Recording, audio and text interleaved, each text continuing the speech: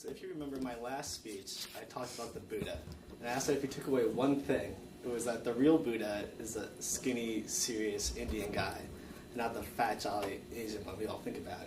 But I wasn't allowed any visual aids in the last speech, so I thought I'd show you today. And there's the real Buddha on the left, skinny and serious, and the jolly fat one on the right. And what does the Buddha have to do with preventing heart disease? Well, one of his key tenets was meditation. It has many mental, physical, and spiritual benefits. But it could also save your life. Heart disease is the #1 killer in the US. It barely beats out cancer, and it's much larger than any other individual disease. There are multiple causes for it, but stress and high blood pressure are two major ones. Meditation reduces both of those things. You should meditate daily to reduce stress and high blood pressure in your life and avoid the risk of developing and possibly dying from heart disease. How big a deal is heart disease? Well, nearly 600,000 people die every year. 587,000 according to the CDC's last published data in 2010, its leading causes of death. And published in the CDC's Heart Disease Facts this year is a regional map. It's much more focused in the southern United States, which, as you now know, we're all in. This is probably due to our love of Bojangles and other fried food, and driving everywhere. So what is heart disease, or atherosclerosis? It's when plaque builds up in your arteries and prevents blood from flowing. A healthy artery looks like this, and one built up with plaque looks like this. It's much harder for the blood to go through.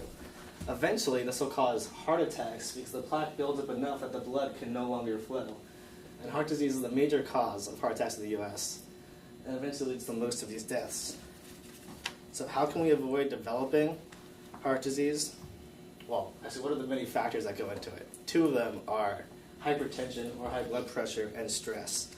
The CDC lists high blood pressure as one of the 3 key causes of heart disease, along with smoking and high cholesterol.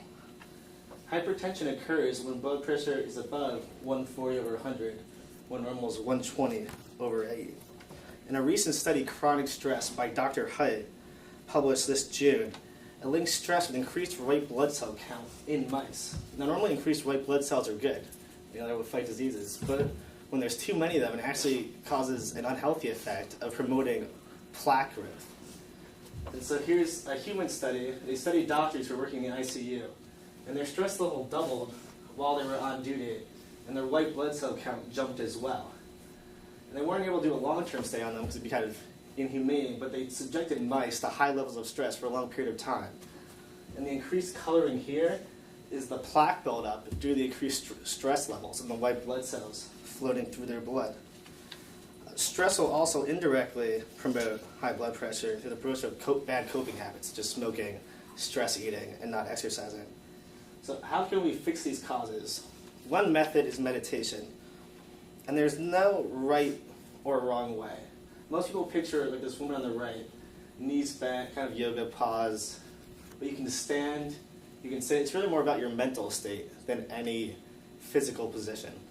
And there's multiple types of mindfulness. There's mindfulness, compassionate. And when they've done medical studies, really any type is proven to help.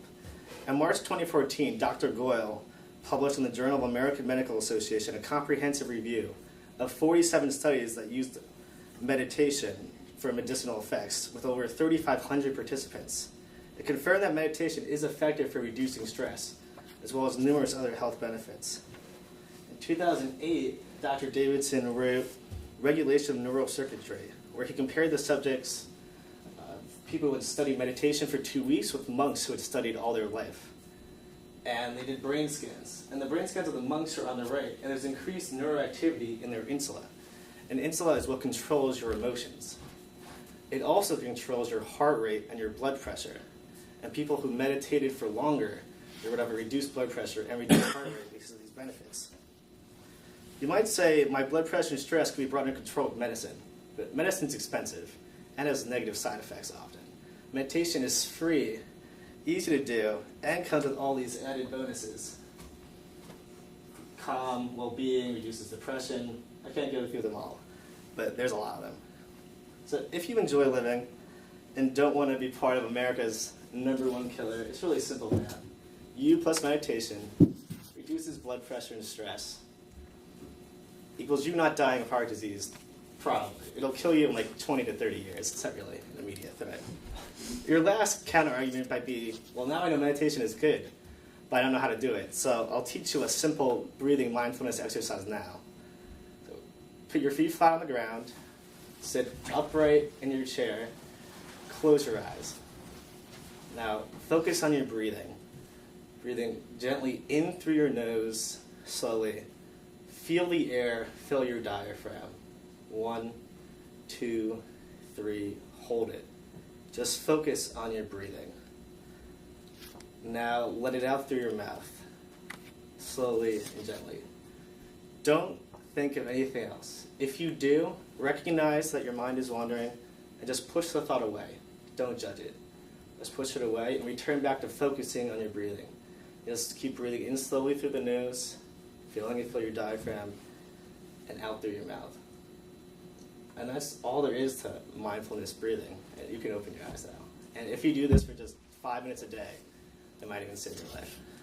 Thank you.